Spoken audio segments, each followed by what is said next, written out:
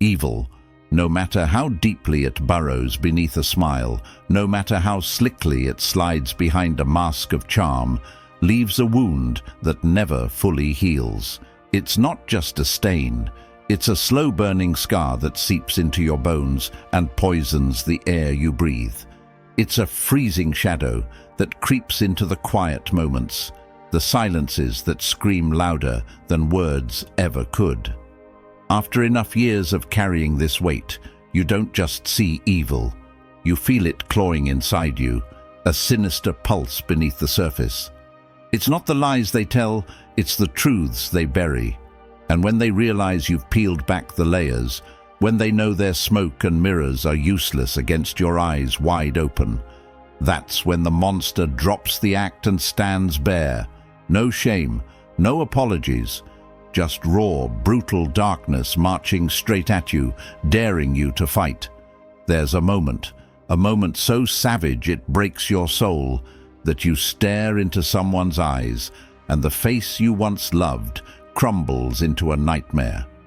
That person, the one you trusted with your heartbeat, reveals a heart made of poison, its manipulation dripping like venom from their tongue, its malice simmering just beneath the surface, ready to explode. It could be a parent who wielded victimhood like a weapon, trapping you in a cage of guilt and control. It might be the partner who shattered promises without a flicker of remorse, leaving you drowning in shattered faith. Or maybe it's a friend who smiled while tightening the noose around your spirit, feeding on your pain with the hunger of a predator. The second you stop swallowing the lies, stop pretending the mask fits, their world trembles. They can feel the ground shifting beneath their feet, and nothing makes evil writhe in rage like a soul who refuses to bow, who refuses to be broken anymore. Epictetus nailed it centuries ago. Appearances to the mind are of four kinds. Things either are what they appear to be, or they neither are, nor appear to be, or they are, and do not appear to be, or they are not, and yet appear to be.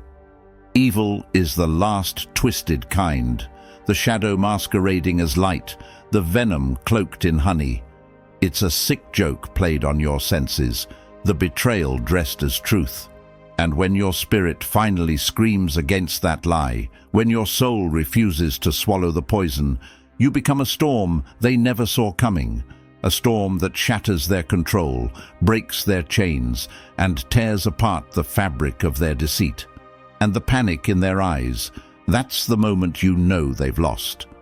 The monster is afraid, not of your strength, but of your awakening. This isn't for those who want to stay comfortable, blind, or silent. This is a war cry for the broken warriors who've carried invisible wounds, those who endured the twisted games, the lies turned gospel, the mental torture of being gaslit into doubt. This is for those who were told to hush, to forget, to just move on while their souls burned in silence. But now, the veil has ripped open. The quiet has shattered into 1,000 screaming shards of truth. You don't just see the darkness. You've stared it down, called it out, and forged your soul in the fire of betrayal. This knowing is a weapon sharper than any sword, heavier than any armor. It's a wildfire that will not be tamed. Every word here is a razor, cut deep, cut true. Don't blink, don't look away. Let these words pierce the quiet you've lived in, shatter the lies you've been fed, and ignite the rage and power dormant inside. If this resonates, if it grabs your guts and shakes your soul, then don't just watch. Burn it into the comments. I know what they are now, and I won't look away. Because once you see the monster for what it is, you become the reckoning it fears most. Now, let's get into it. Number 1. They play the victim harder than ever. The moment evil people realize you've peeled back their mask, the one they've worn to hide their rot, they don't fold. They don't admit defeat. They don't crumble under the weight of truth. Instead, they double down with a twisted, venomous fury that leaves you staggering. Their first weapon, more dangerous than a knife, is to slip into the role of the ultimate victim. Suddenly, everything you thought you knew flips on its head. You become the villain in their fractured reality. You're the one who misunderstood, the one who changed. You're labeled too sensitive, too dramatic, too negative. The gaslighting doesn't just flicker, it roars like a wildfire, trying to consume everything you believed about yourself. And then, the tears. Oh, the tears. They'll drop crocodile tears with theatrical precision, shaking their head like a broken record stuck on "I'm hurt." But make no mistake, beneath those fake cries is a calculating mind, a cold and merciless strategist. They're not wounded. They're warriors of deception, masters of a cruel masquerade. Every sob, every tremble, every word dripping with fake pain is designed to protect the fortress of their illusion. Their entire existence depends on keeping the truth locked away in darkness, and if you're the one daring to light the fire, they must extinguish it by twisting the narrative until you drown in the blame. What rips open your chest, what shreds the fragile fabric of your trust, is this: people might believe them. The world is not ready to see the devil beneath the angel's face. Evil wears kindness like an armor-plated disguise. They'll parade innocence like a crown, slipping it on and off in front of everyone. They'll seed doubt in the ears of mutual friends, whispering poison that paints you as unstable enough to question your own reality. Because they have mastered the art of looking sincere, their lies drip with honeyed venom, and others drink it, swallowing whole the false story they tell. But here's the raw, unvarnished truth that only those who have been through this hell know. Their victimhood is a weapon forged in deceit. It's a manipulation so ruthless it cuts through your sanity like a razor. It's a distraction, a blinding smokescreen designed to keep you scrambling on the defensive. As long as you're drowning in explanations, as long as you're bending and twisting to prove your innocence, they are quietly tightening their grip. This isn't a battle of truth. It never was. It's a war for control, and they play to win by breaking your spirit. The Stoics understood this darkness. They knew that true character is not revealed in the noise of words, but in the relentless consistency of action.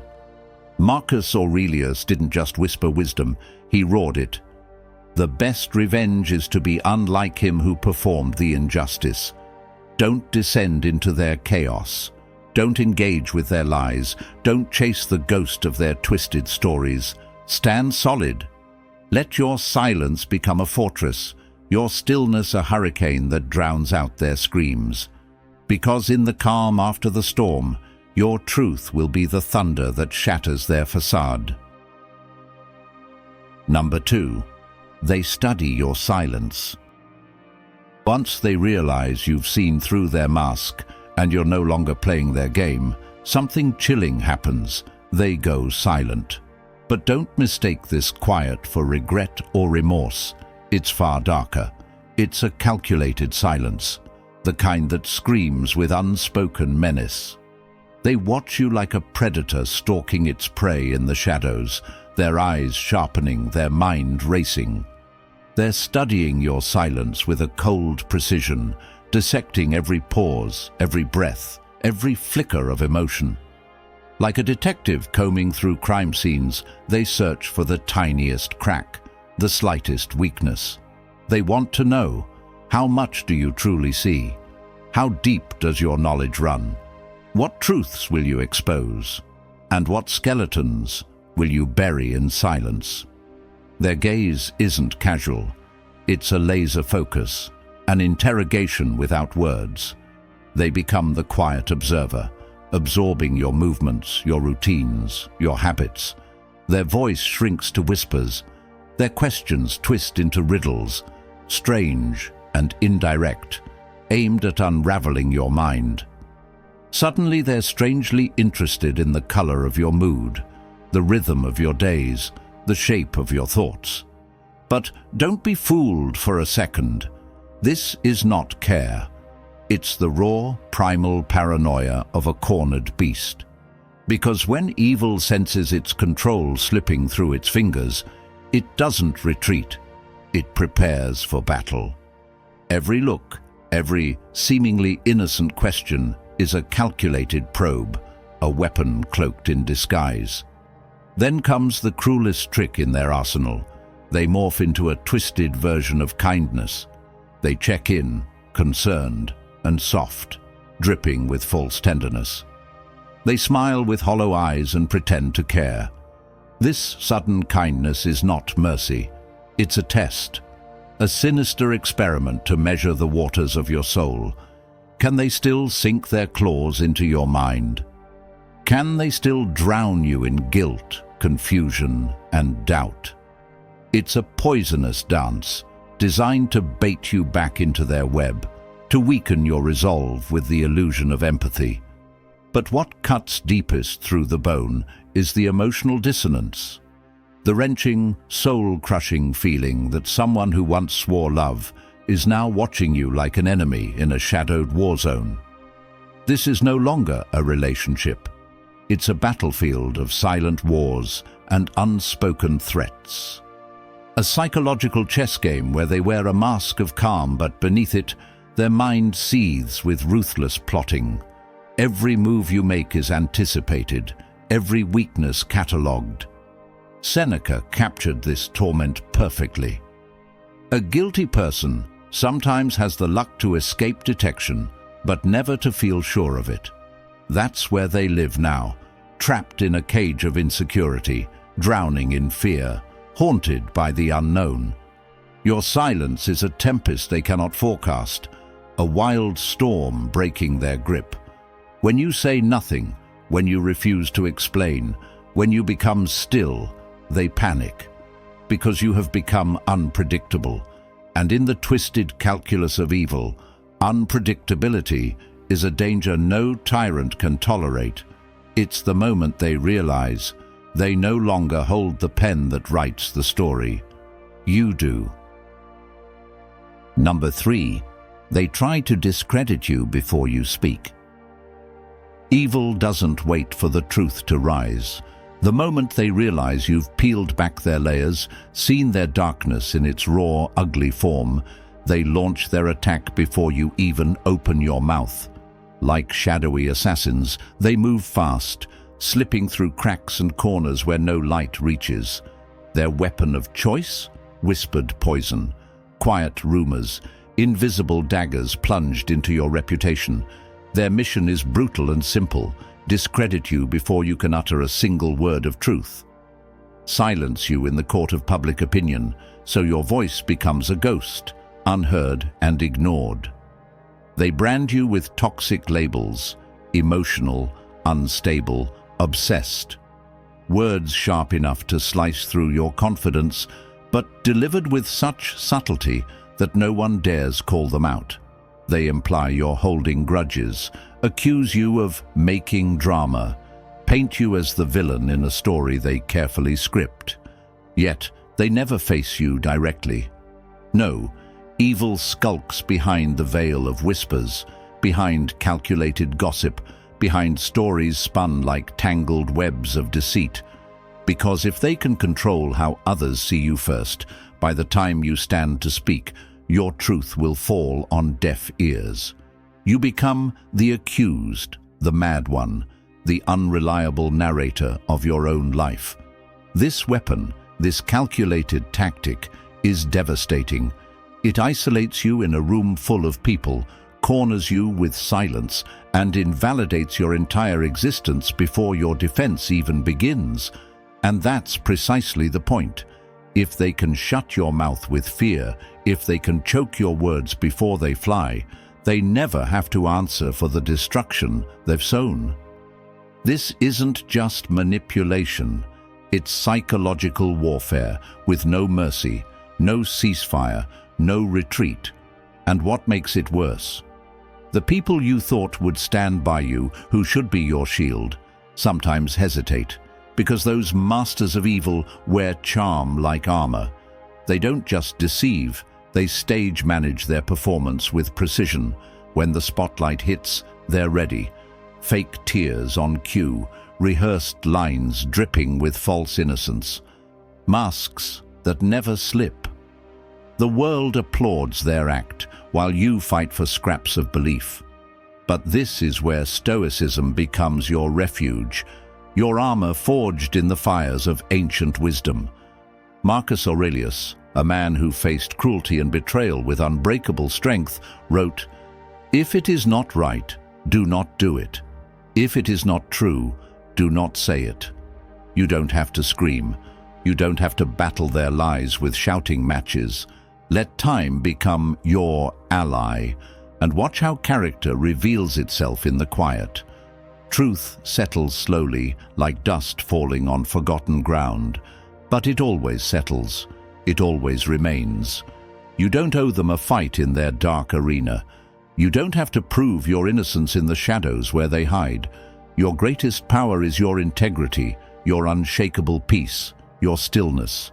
And that stillness, the calm eye in the storm, is the nightmare they cannot endure. It's the truth they fear, the reality they cannot bend, and the ultimate revenge they will never see coming. Number 4. They test if you'll forgive without changing. After all the lies, the manipulations, the gaslighting that tore through your world like wildfire, they don't feel shame. No, shame is a foreign concept to them. Instead, what pulses through their veins is a cold, calculating curiosity, a dangerous hunger to see if you'll fall for their act once again. They don't come back seeking redemption or true remorse. They come back to test the waters, to poke at the cracks of your armor, to see if you're still soft, if your heart still bleeds for the version of them you once loved, if your mind still craves closure from a wound they never intended to heal. They will speak the language of healing, but their words are poison draped in silk. They talk about growth with a smile that doesn't reach their eyes. They claim they've reflected and changed, but listen carefully. The truth never leaves their lips. They never admit the depth of their cruelty. They dance around it like a predator circling its prey, dropping vague phrases like mistakes instead of the brutal abuse they delivered. They say, "We both hurt each other," twisting the narrative to make their sins your burden. Because the harsh reality is this: they don't want to change. Change would cost them control, and control is the prize they crave above all else. Forgiveness is their gateway, their golden key to slip back inside your life, your mind, your soul. This test is silent and subtle. It doesn't always roar like a storm. It sneaks in like a shadow in the night. A message sent when your guard is down, a call that cuts through the silence with false tenderness, a casual apology wrapped in layers of self-pity, designed to trap your empathy. If you're still wounded, still longing for the past, you might mistake this trap for genuine growth. You might fall for the illusion once more. But Seneca's words ring truer than ever. Every sin is the result of a collaboration between the desire to do wrong and the hope of escaping the consequences. They don't return because they care. They return because they believe they can still slip away unscathed. They believe your compassion will blind you again, and in that blindness, they'll reclaim their power. You owe them nothing, not another chance, not another apology, not another thread of your heart. Because true change leaves no shadows. True remorse shatters the silence with undeniable truth. If that isn't there, it's just another mask, another lie. And you deserve more than to be trapped in this endless cycle of deception. Your peace, your strength, your self-worth are the walls that keep their darkness out. Stand firm and let forgiveness be a fortress, not an open door. Number 5. They provoke you so you look like the villain. When all their other twisted games fail, when playing the victim collapses and their desperate attempts to sneak back into your life hit a dead end, they unleash something far darker. They provoke. They poke at your deepest wounds like a merciless surgeon, relentless and cold. This is their final weapon, to push your buttons so hard, to drag your anger out like a beast, so the world will see you as the villain instead of them. It's a cruel, ancient trick, carved from the darkest corners of manipulation, and it preys mercilessly on your rawest emotions, your pain, your fury, your humanity. They know exactly where to strike. They have memorized every fragile piece of your soul, the wounds that throb beneath your skin, the hot coals that ignite your blood. So they press, little by little, drip by drip, with subtle digs disguised as jokes, with passive-aggressive barbs that sting deeper than words. They throw petty actions in your path like landmines. They serve backhanded compliments in front of others, crafted to humiliate and confuse. And when you finally snap, when the fury you've buried rises and crashes out, they play the act of a lifetime. They feign shock, innocence, confusion, as if you are the monster. "See," they say with venomous delight, "I told you they were unstable." This isn't justice. This isn't confrontation. It's a sick, calculated reversal, a game of emotional chess played with your heart as the pawn and your sanity on the line. You feel justified in your rage because you know the wounds they opened. Yet now, you're the one scrambling to explain yourself. You were the victim, but the world twists the story until you stand accused. And in this chaos, they smile, a cold, hollow smile, because their mask remains untarnished, their reputation safe, and your pain has become their weapon against you. The Stoics taught us the brutal truth. Before you try to control the world, you must master yourself. Epictetus hammered this lesson home. It's not what happens to you, but how you react to it that matters. This moment, this provocation, is the battleground of your soul. They want you loud. They want you broken. They want you unraveling before the eyes of those who matter.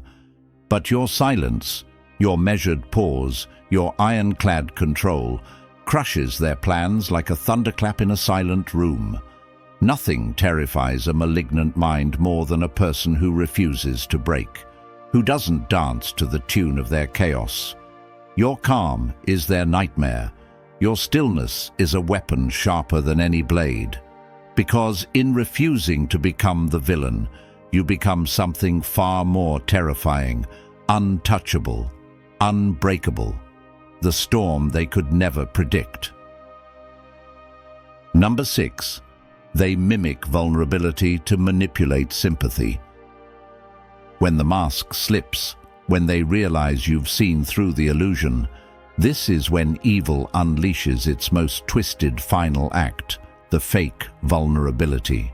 Suddenly, the ruthless predator transforms into a shattered soul, trembling with pain, drowning in tales of childhood wounds, trauma, abandonment, and brokenness. The very person who tore your world apart now plays the fragile victim, the wounded child begging for healing and forgiveness. It's a scene so hauntingly familiar, it pulls at your heartstrings, begging you to soften, to look past the scars and find the human beneath the cruelty. But here's the brutal, soul-crushing truth. This vulnerability is a weapon. It's not a raw crack in their armor. It's a calculated play to hijack your empathy, to hijack your heart, to pull you back into their toxic orbit. They know you're human, fragile, compassionate, hopeful. They know you want to believe in redemption, in change, in the good that once existed between you. And so, they use that hope against you like a scalpel, slicing open your defenses to plant seeds of doubt, guilt, and obligation. True vulnerability looks different. True vulnerability owns the pain without gaslighting, without turning the knife inward on you. When a person is genuinely vulnerable, they face their darkness without dragging others into the abyss.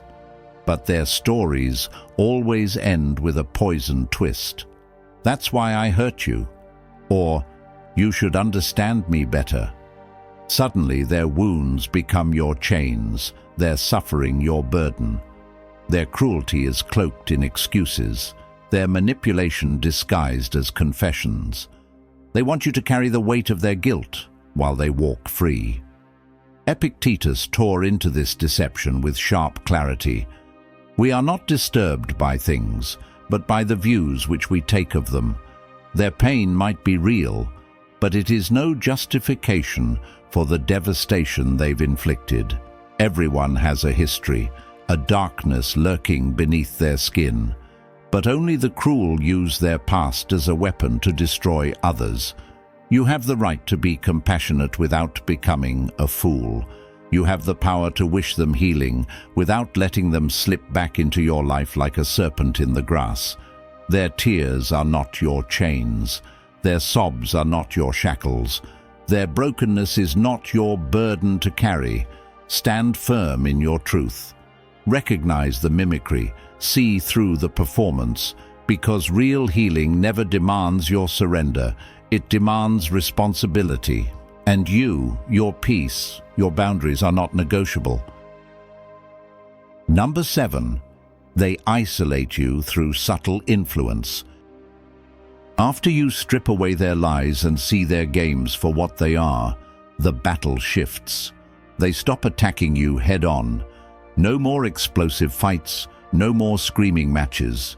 Instead, they retreat into the shadows, waging war with whispered poison and silent sabotage. Their weapon? Subtle influence, a slow, invisible erosion. They plant seeds, tiny, insidious doubts, in the minds of those around you. A soft comment here. "I'm worried about them." A shadow of suspicion there. "They've been acting off lately." The words are wrapped in concern, a comforting veil that makes the venom taste sweet. And people believe it. They believe it because it sounds caring, because no one wants to think ill of you, because doubt whispered in a friendly tone is harder to fight than shouted accusations. But this isn't care. This is a calculated assault on your very foundation. They're tearing at the threads that hold your world together. Slowly, relentlessly, they isolate you. They want you to question your support system, to doubt the loyalty of those who once stood by your side. They want your friends to pull away without reason, to treat you like the problem, like the enemy in your own story. They want you cornered. When you're alone, really alone, you're a ghost, a shadow easily twisted and controlled. The isolation is terrifying. The silent abandonment is worse than any scream. You find yourself wondering what conversations happen behind your back. You doubt yourself. You ask if you're imagining things, overthinking every interaction, every glance. But deep down, beneath the storm of confusion, you know the truth. It's not paranoia. It's a pattern, a methodical siege designed to break you piece by piece. Evil doesn't always conquer with brute force.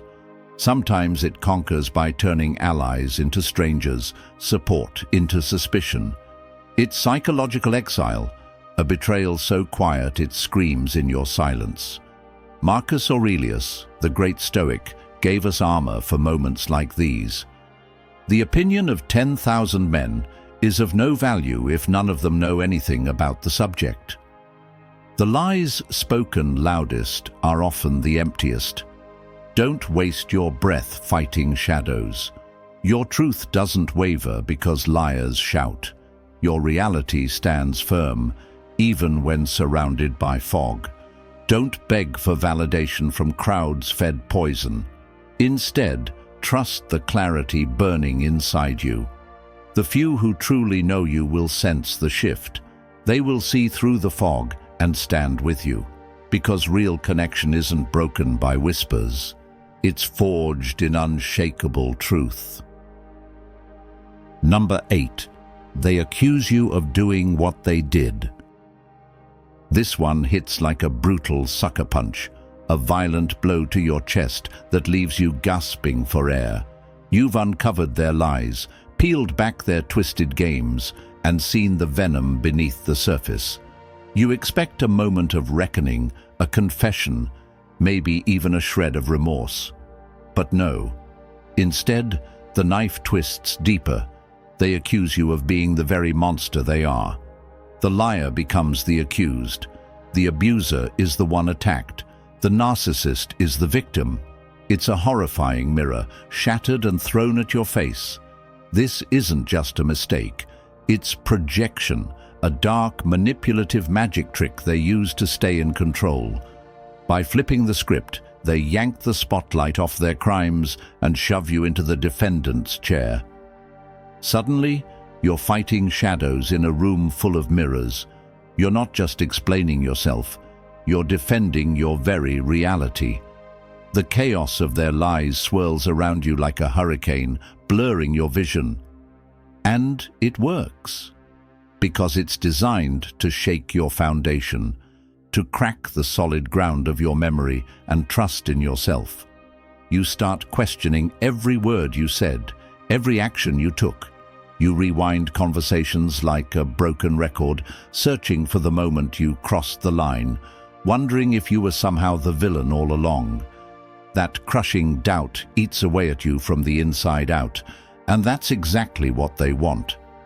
They don't need to prove their innocence. They only need to shatter your certainty. This emotional judo, the way they turn your strength against you, is a form of psychological violence that cuts deeper than any insult. It makes the survivor feel guilty for surviving, cursed for speaking up, punished for standing tall. But listen closely to Seneca's fierce wisdom. The first step toward healing is to call things by their true name. You were not wrong for seeing the truth. You were not cruel for defending your soul. You were not the abuser in a story where you were the victim. They throw these accusations like last-ditch weapons because the truth is closing in fast. They attack your character because it's the only battlefield left for them to fight on. But you hold the power. They have nothing on you except their lies. Do not crumble. Stand unmoved. Keep naming the darkness for what it is. Let the truth be your sword, slicing through the smoke and mirrors. Their chaos will never silence your clarity. Number 9. They romanticize the past to lure you back. When lies crumble, logic falls flat, and guilt and shame have lost their grip, evil reaches for a different poison, nostalgia. They don't come at you with threats or anger anymore. No, they slip into your world like a ghost from a sweeter time, wrapped in memories, dripping with honey. They dredge up the laughter you shared, the moments that felt like magic, the secrets only you two held. They pull out songs you played on repeat, inside jokes whispered in the dark, texts saved in your heart. But there's a cunning silence in their melody, no mention of the nights you cried alone, no whisper of the chaos, no echo of the anxiety they planted deep inside your chest. They don't show you the scars. They frame the picture like a love letter drenched in gold. And damn, you feel it, that sharp ache in your chest, the old flame flickering back to life. You remember the version of them who made you believe in magic, who made you smile through storms. Suddenly, your mind begins to betray you. Was it really all that bad? Was it just one bad day, one bad moment? You start to grieve a past that never truly existed. a fairy tale they wrote with their lies. But don't be fooled. This is a trap, one so slick it slips past your defenses like a thief in the night. They know memory is a slippery beast. They know how time softens pain, how the sharp edges dull until you're left with only shadows and light. And they exploit it with a ruthless hunger. They paint the past in shimmering gold, covering up the rot that festered beneath every smile. This isn't about making amends. It's seduction, a siren's call that wants you drowning again. It's dangerous. It's deadly. Epictetus carved this truth into stone when he said, "Men are disturbed not by things, but by the views they take of them." Don't let nostalgia rewrite the script of your life. You didn't walk away because of a single mistake, a single crack. You left because the foundation was poisoned, cracked with patterns of cruelty, deception, and decay. Hold tight to the full story, the one they want you to forget. Don't trade your hard-won freedom for a fantasy wrapped in golden lies. Remember the darkness hiding beneath the shimmer, and let it steel your heart against their false promises. Number 10. They disappear to haunt you with silence. When every trick, every manipulation, every twisted game falls flat, that's when they vanish. Not with a goodbye, not with a sliver of respect. No, they disappear like shadows swallowed by the night, leaving only silence in their wake. This is their final weapon. Silence so heavy it presses on your chest, suffocates your thoughts, and fractures your peace.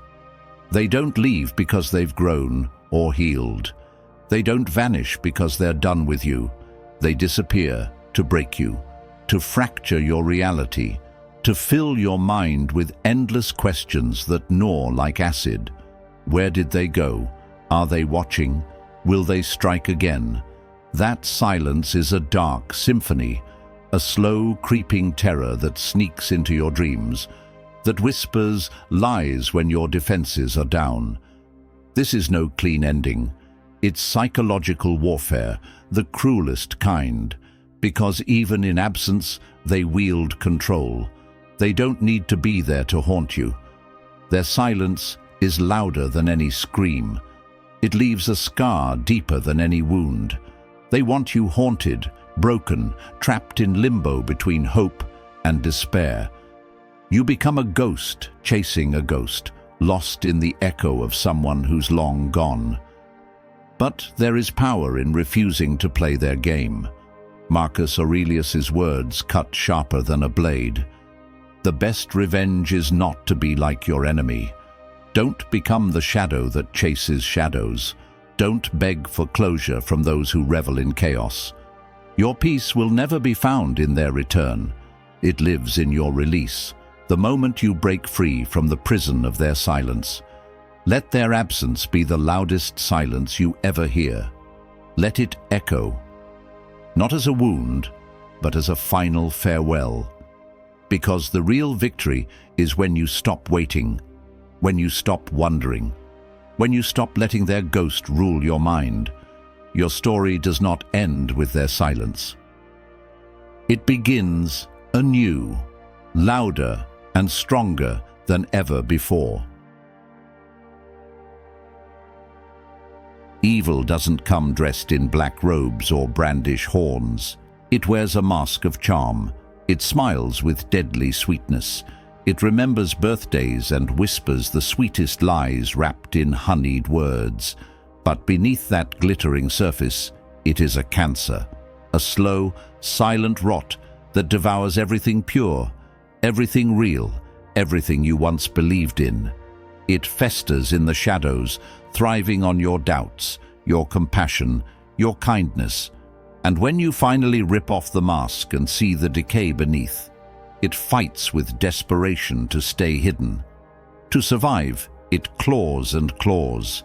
But your clarity is a blade sharper than any deceit. Your peace is your fortress. Your truth, the fire that burns through their webs of manipulation. They want to twist your reality, distort your memories, silence your voice. But you saw what you saw. You felt what you felt. You lived through it. And now you rise, not as a victim, but as a warrior reborn in the flames of truth and strength. Your scars are your armor, your survival, your revolution. If this video ignited a storm inside you, a raw, untamable force that refuses to be caged, don't hold it in. Let it roar. Like, comment, share, subscribe, because your power doesn't live in silence. It's found in your voice. Fierce, unbreakable, relentless. It lives in your truth and the unshakable resolve that refuses to bow, to break, or to be forgotten.